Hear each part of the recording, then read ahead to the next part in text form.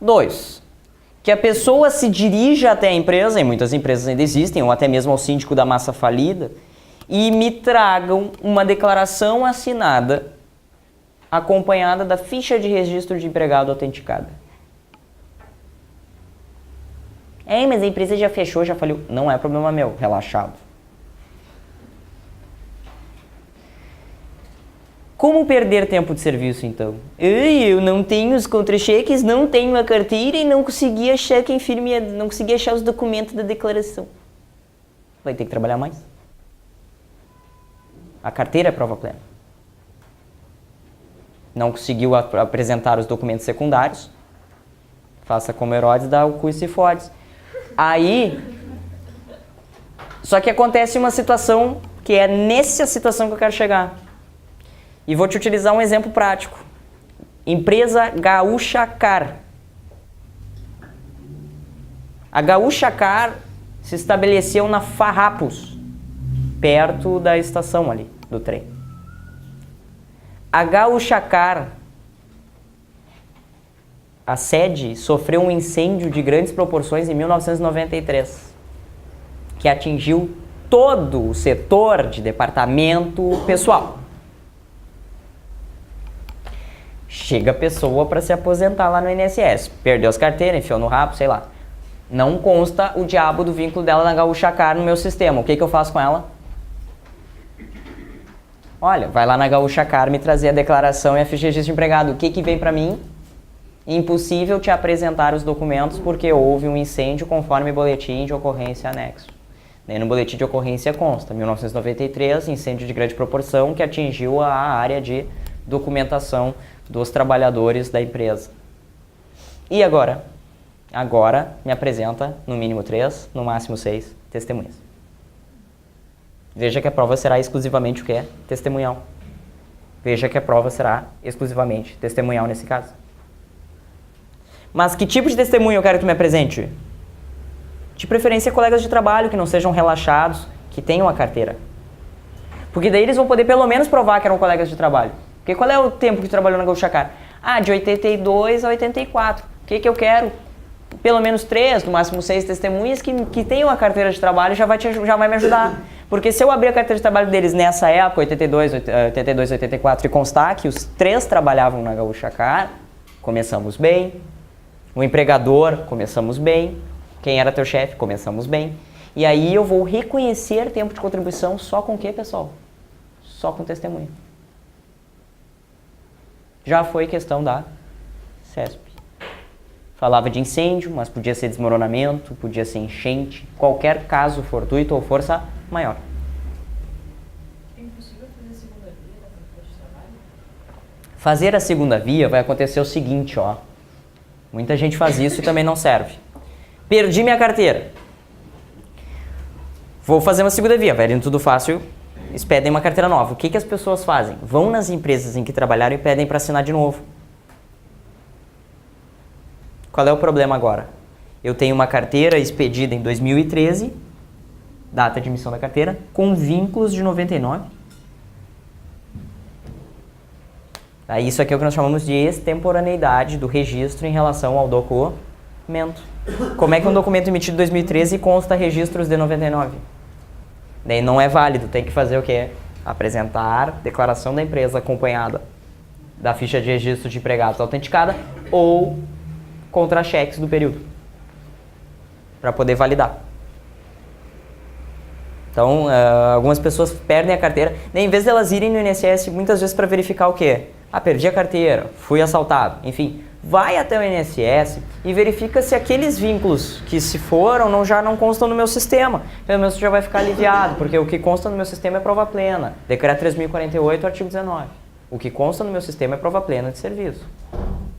Por quê? Porque foi a própria empresa que lançou essa informação. Não, mas daí algumas pessoas, em vez de ir lá no INSS verificar, como é que... não tem, não está no sistema do INSS também. Daí tu entra em pânico. Aí não, vai na empresa e pede, já pega essa ficha de registro autenticada e guarda contigo pro dia que tu for te aposentar. Não, daí a pessoa faz o caminho mais difícil, né? Que exatamente, pedir uma nova carteira, ir em cada empresa assinar a carteira. Não. Não faça isso. Vai perder tempo. Por quê? Porque esse documento não vai ser considerado válido, porque possui vínculos posteriores à data de emissão da própria carteira. Mesmo se tivesse escrito que é segunda via? Mesmo que tivesse escrito que é segunda via. Perdeu, perdeu. Daí a forma de suprir a perda da carteira é através dessas formas secundárias. Não com reemissão. Não com reemissão. Não dá para levar esse documento da empresa no INSS para botar no sistema? Também pode, né? Eu posso fazer esse requerimento do acerto de vínculos e recolhimentos, que é uns dos serviços do INSS, e já levar essa documentação, né? A declaração, eu já quero trazer a declaração FGG de empregado para que tu faça constar no sistema, porque aquilo que eu inserir no sistema também será considerado prova plena. Posso fazer isso antecipadamente. Por uma questão de organização, a gente sempre sugere ao segurado que ele só faça isso na data da aposentadoria. Por uma questão de organização, porque daí tu me entregou o documento hoje, sei lá, perdeu, extraviou, porque vai ser um documento, não um processo. E aí mais pra frente tu vai te aposentar e independente vai estar incomodado, aquela situação ali ainda vai te incomodar. Então a gente sempre diz, ó, quando tu vier te aposentar, traz tudo. Porque a gente faz tudo de uma vez só, fica tudo mais tranquilo. E tu já sai aposentado, um processo que daí com certeza ficará nos nossos arquivos durante 100 anos, que é o tempo que fica o processo de aposentadoria. Vou apagar o quadro, pessoal. Quem aqui acha que tem o dom para fazer JA? Gostaria de fazer isso? Não, ninguém gosta, cara. Hã? Tu gostou, né? Tem uma cara de mazinha também.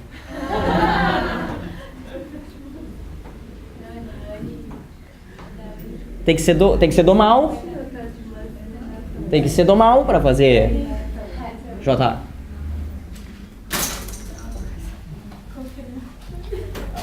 Para quem tem o hábito de ver, quem tem o hábito de acompanhar os vídeos da Porta dos Fundos no YouTube, tem um vídeo que se chama Preparadora de Elenco. É uma JA. Ainda aparece 3D. Tá? Então assim, tu quer saber como é que funciona uma justificação administrativa? Entre no YouTube, procure o vídeo Porta dos Fundos, Preparadora de Elenco. A forma como ela trata as pessoas é a forma como um bom processante deveria fazer a JA. Esse vídeo pode ser visto em qualquer horário? Esse vídeo pode ser visto em qualquer horário, apesar de em alguns momentos aparecerem coisas como enfiar uma vassoura no cu dele. Tá? Pra você ter ideia. Procure não ver isso no local de trabalho.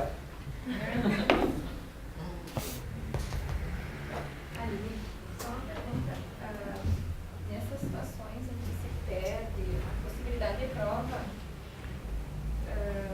o boletim de ocorrência já não seria considerado um início de prova geral? Não. Para esses casos, não. A pergunta, colega, o boletim de ocorrência não seria um início de prova material? Não. Não tem tudo que precisa nele. Claro. Na verdade, se eu tô de má fé, eu, Aline, posso ir lá na Gaúcha Car agora e dizer assim, olha, eu trabalhei aqui na Gaúcha Car de tanto a tanto tempo.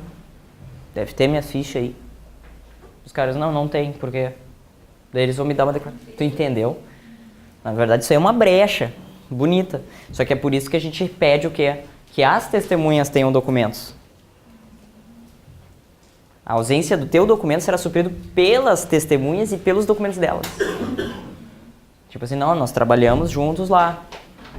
Daí ou tu conseguiu achar 3 pessoas que trabalharam na Gaúcha Car ao mesmo tempo e que estão tri afim de te ajudar a fraudar o INSS, também pode acontecer. Entendeu? Mas na verdade eu não tenho a prova de que realmente tu trabalhou lá. Eu só tenho a prova de que incendiou os documentos da empresa, dentre os quais poderia não ter nenhum documento seu.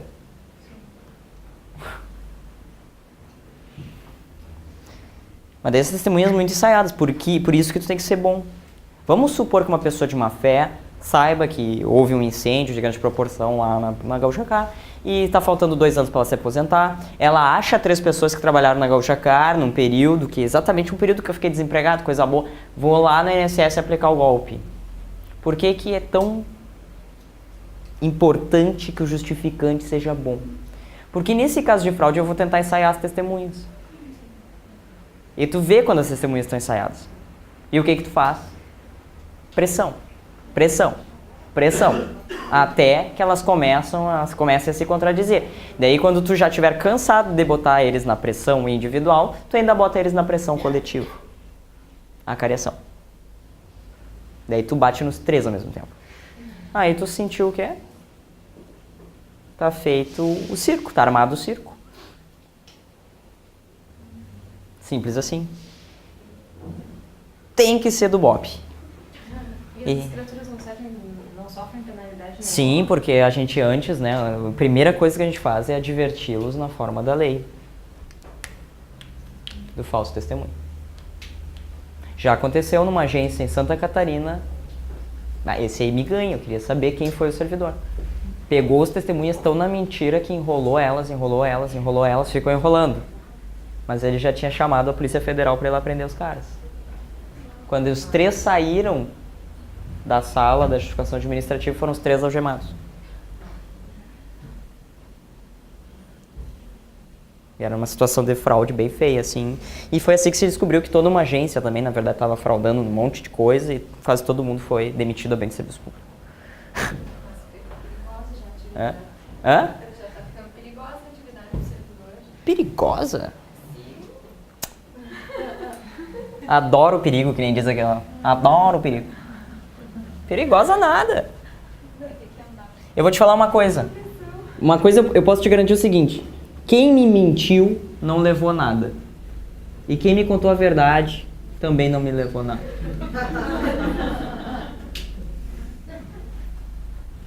Porque eu sempre acho uma brecha. Testemunha gaguejou, eu já coloquei. Tá gaguejando. Eu coloco tá gaguejando no relatório. Não esquece que o relatório... Gagueja durante o depoimento. Gagueja durante o depoimento. Uma vez eu botei isso, a pessoa era gaga mesmo. Daí a pessoa assinou. Não, daí a pessoa antes de assinar assim, quero que certifique que eu sou gaga mesmo. Não tô nervoso. Ah, tá.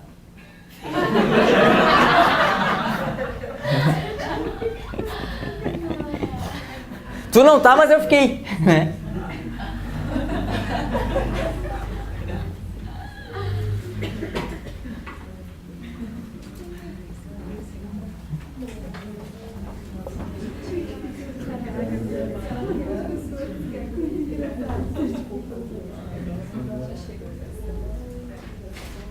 Olha, eu posso te garantir uma coisa, em nenhum lugar tu vai ter o poder de esculachar tanto as pessoas como no INSS. Só na polícia daí, meu amor. Só na polícia. O INSS é o segundo lugar. É bom. Tem gente que sai do INSS pesado, eu saio tão mais leve. Ah, briguei em casa, vou pro INSS. Tô bem melhor. Tu vai te tornar um marido, uma mulher melhor quando você começar a trabalhar no INSS, porque toda a tua angústia, a tua frustração, tu despeja no segurado. E aí tu volta pra casa assim, meus filhos, meu marido, eu amo vocês. Assim, ó, tu já deixou toda a tua maldade na autarquia. Deixa toda a tua maldade lá. E saia leve. Por isso que eu tô falando, eu tenho um colega de 69 anos ali que não quer ir embora. E ela não aparenta ter os 69 anos. Por quê? Faz bem pra pele.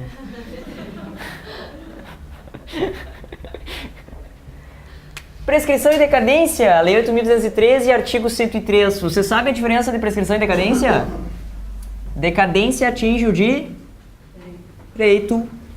Prescrição atinge a prestação. Eu digo que direito é ter o poder de gritar, prestação é ter o direito de receber.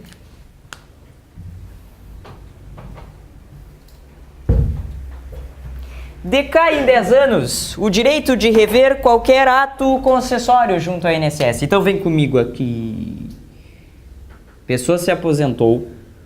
Pessoa foi ao INSS e teve o benefício de aposentadoria concedido no dia 1º de setembro de 2001. Pessoa teve o benefício concedido em 1º de setembro de 2001. Tá me acompanhando? Só que o benefício está defasado, né? Sempre a mesma desculpa. O benefício está defasado.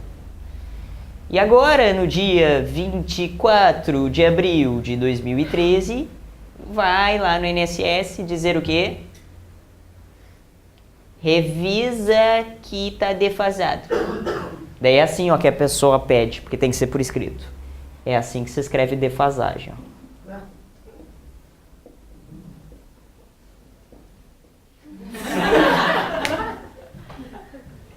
Revisão da defasagem. Tá. Analisa o mérito? Sim ou não? Não. Não, por quê? Já decaiu. Já decaiu. Com que certeza tu me diz isso?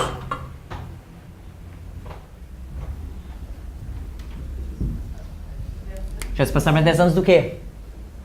Da concessão. Da data da concessão? Não. Tá, então eu induzi vocês a erro. De propósito. Não é a data da concessão que comanda. É a data que a pessoa sacou o primeiro benefício. Se eu concedi o benefício no dia 1º de setembro, vamos supor que o da Sistema Dataprev é muito bom, que em outubro de 2001 a pessoa realizou o primeiro saque.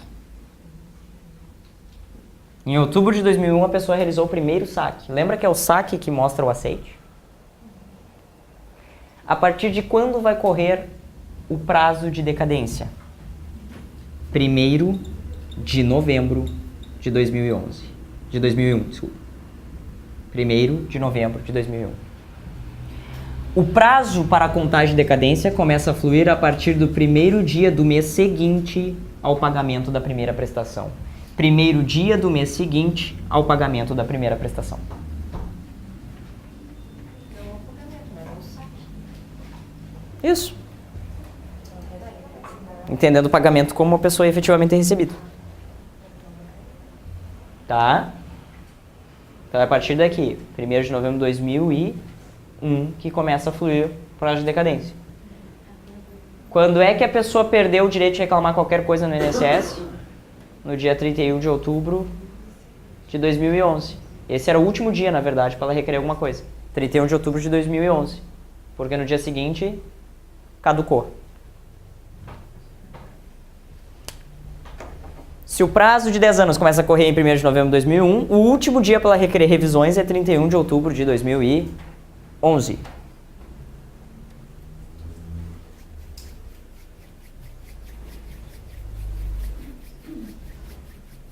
Tá? Então a gente cuida só isso na prova. Não é a partir da concessão, é a partir do 1º dia do mês seguinte ao pagamento da primeira parcela. Ao recebimento, né? Isso é decadência. Certinho? Vem aqui comigo.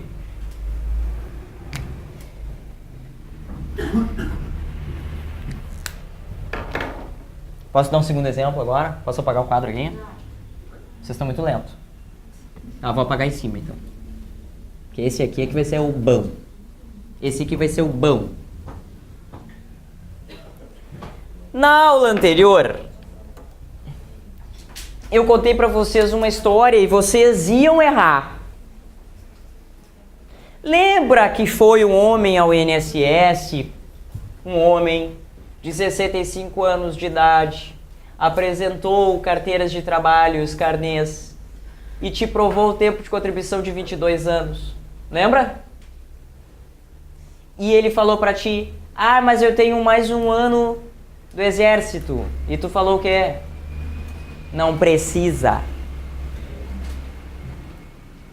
E quando tu disse não precisa, o que tu fez com ele? Fudeu, né? Por quê? Porque a renda mensal inicial dele ficou em 92%. 70% mais 1% ao ano. 70% mais 22% ficou em 92%. Porque tu achou que aquele tempo de contribuição sem ser não ia fazer nenhuma diferença. Lembrou? Quando foi que tu concedeu esse benefício? Tu concedeu esse benefício no dia 20 de fevereiro de 2002. Dia 20 de fevereiro de 2002, data da concessão.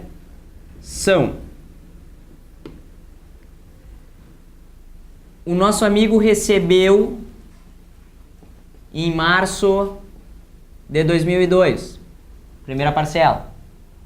Quando é que começou a fluir o prazo de decadência dele? Primeiro de quanto? Abril de 2002. Então, até quando ele vai poder reclamar dessa falha no ato concessório, pessoal? Até que dia? 31 de março de 2012. Perfeito. Perfeito. Agora você já entendeu o que é o significado da decadência. É o direito de gritar. Ele tem o direito de gritar lá nos teus ouvidos até o dia 31 de março de 2012.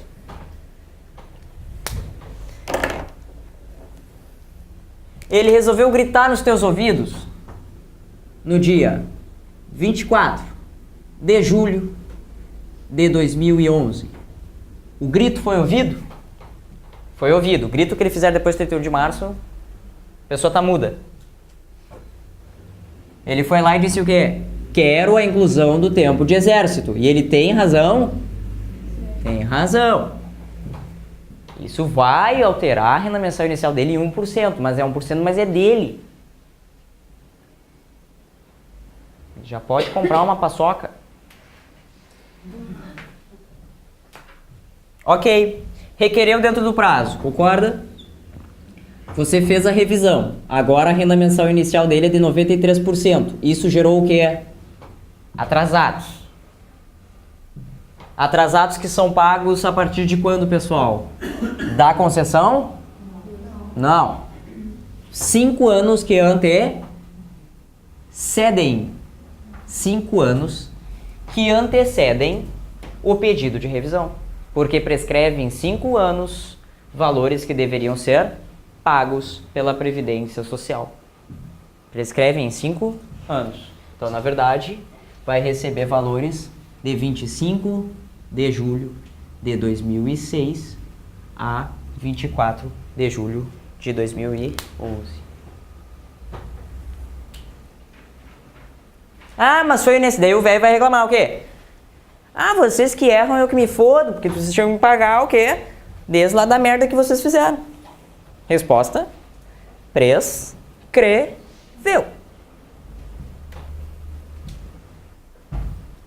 Em 2007, ele recebeu tudo praticamente. Se ele recebesse até o dia 19, se ele tivesse requerido até o dia 19 de fevereiro de 2007, ele tinha recebido tudo. Que daí nenhuma parcela estaria prescrita, ele ia estar no limite da prescrição. Bonitinho, né? Contra quem não corre prescrição? Os incapazes. Aí, pessoal, veja bem a situação. Além de não correr a prescrição, também não se impõe a decadência. Porque lembre-se que o incapaz, ele não tem o que, pessoal?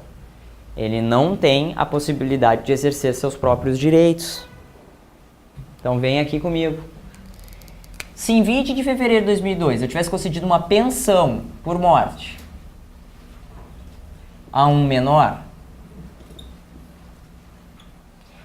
e ele requeresse a revisão no dia 20 de setembro de 2013, tá, vamos botar 2012 que já passou, para não ficar de volta para o futuro. Primeiro, não iria correr nenhum prazo contra ele. Segundo, se ainda incapaz, pagaria o quê? Todo retroativo. Quando é que começa a correr prazos de decadência e prescrição para o nosso amigo incapaz? Quando ele completa 16 anos e 31 dias. 16 anos e 31 dias. Lembra da regra da pensão por morte? O relativamente incapaz? Então, se ele com 16 anos e 30 dias requerer a revisão, vai levar uma bolada, né, para casa. Agora, com 16 anos e 31 dias, prescrição. A decadência dele só vai acontecer quando ele tiver 26 anos. Decadência só quando ele fizer 26 anos. Então, assim, quando ele se torna relativamente capaz, começa a correr o prazo de decadência, os 10 anos. Mas a prescrição começa a fluir a partir de quantos anos? 16 anos, 31 dias.